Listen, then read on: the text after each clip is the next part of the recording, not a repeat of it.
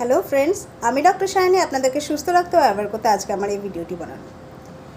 মুখের skin body স্কিনের তুলনায় পাতলা, সেই কারণে আমরা দেখতে পাই বয়ঃসন্ধিকালে কিংবা বিভিন্ন ধরনের কসমেটিক্স ইউজ করলে পরে মুখের স্কিনের ওপরে এফেক্টটা খুব তাড়াতাড়ি পড়ে।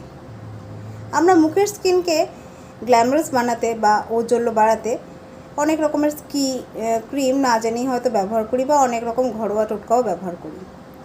অনেকের ক্ষেত্রেই দেখা যায় সব জিনিসটা স্যুট হয় না, যার ফলে অনেক রকমের পিম্পলস, মেচেদার দাগ কিংবা কালো ছোপ ছোপ এরকম ধরনের দাগ পড়ে যায়।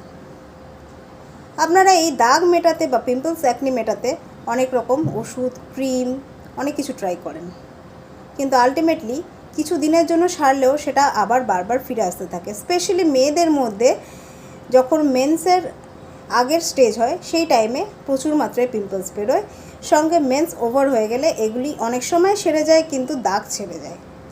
এই রিপিটেটিভ প্রসেসটা থেকে যদি আপনারা কিওর আপ হতে চান তাহলে অবশ্যই হোমিওপ্যাথিক কনস্টিটিউশনাল ট্রিটমেন্ট আপনাদেরকে রিলিফ দিতে পারে।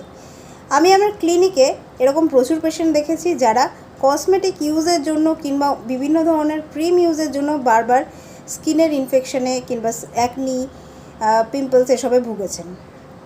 তাদেরকে আমি খুব সুন্দরভাবে রিলিফ দিতে সক্ষম হয়েছি। সেই কারণে আপনাদেরকে এই জিনিসটি শেয়ার করলাম, যাতে আপনারা এবং আপনাদের বন্ধুবান্ধব, আত্মীয় স্বজনরাও সচেতন হন। ভালো লেগে থাকলে অবশ্যই ভিডিওটি প্রচুর মাত্রায় শেয়ার করুন, যাতে করে আপনাদের বন্ধুবান্ধবও সচেতন হন। আরও যদি বিশদে কিছু জানার হয় অবশ্যই স্ক্রিনে দেওয়া ডিটেলসে কন্ট্যাক্ট করবেন। নমস্কার ও ধন্যবাদ।